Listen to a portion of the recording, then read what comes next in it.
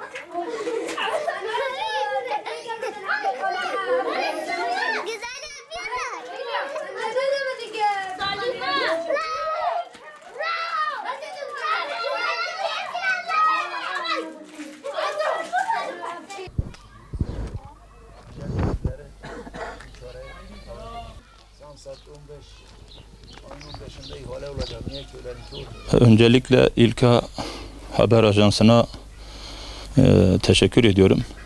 Vatandaşın böyle bir sorunuyla ilgilenmeye çalıştığı için. Bildiğiniz gibi 3-4 senedir bu Samsat ilçemizde bir deprem yaşandık. Samsat ilçemizde birinci etapta bazı evler yapıldı.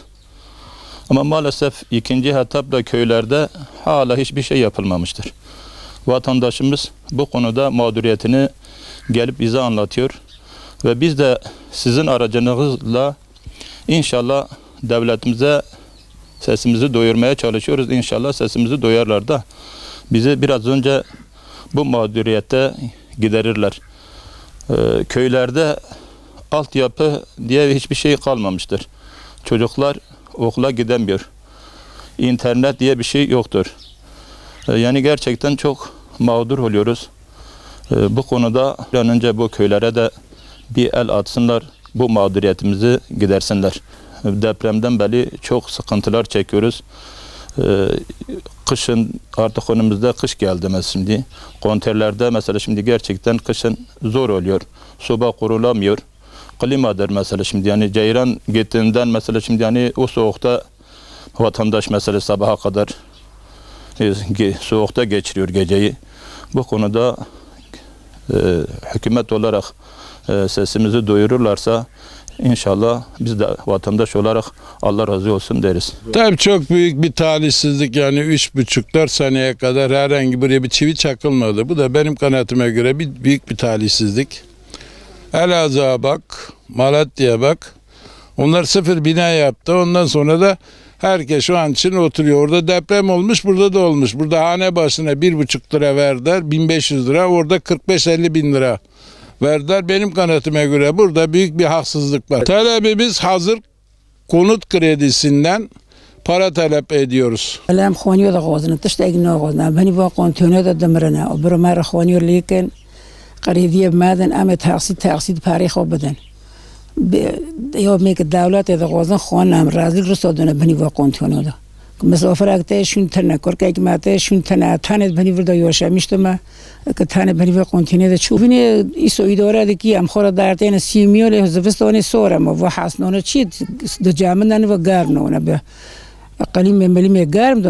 Bu 4 senedir Taşköy'de deprem olmuş. Malatya'da oldu, bir sene içinde evler yapılıyor. Çanakkale'de oldu, bir senede yapılıyor. Van'da oldu, bir senede yapılıyor. Bizimki 4 senedir gelen milletvekilleri yapacağız diyor, geri gelip kayboluyor. Bize bir dönüş olmadı. 4 senedir bu millet bu konteynerlerde oturuyor.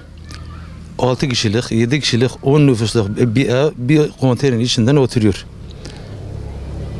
Biz yetkililerden bize bir bakmalarını isteriz. 200 hanelik bir köydür. Bütün millet konteynerlerde 4 senedir oturuyor. Elektrik parası geliyor, su parası geliyor, millet ödüyor. Ödemeyenin elektrik kesiliyor.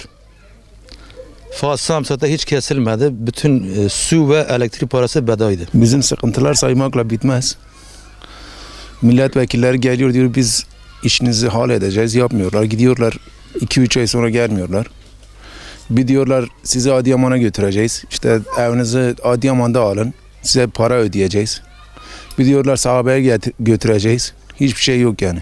Bir de telefon operatörlerinin hiçbirisi çekmiyor. Bizim öğrenciler EBA dersini yapamıyor. Bizim öğrenciler bir aydır okul açılmış. Hiçbirisi EBA'ya giremiyor. Köyde hiçbir girişim olmadı. İlk defa siz geliyorsunuz. Size ilk röportajı veren Yusuf abidir. Ondan sonra da biz verdik.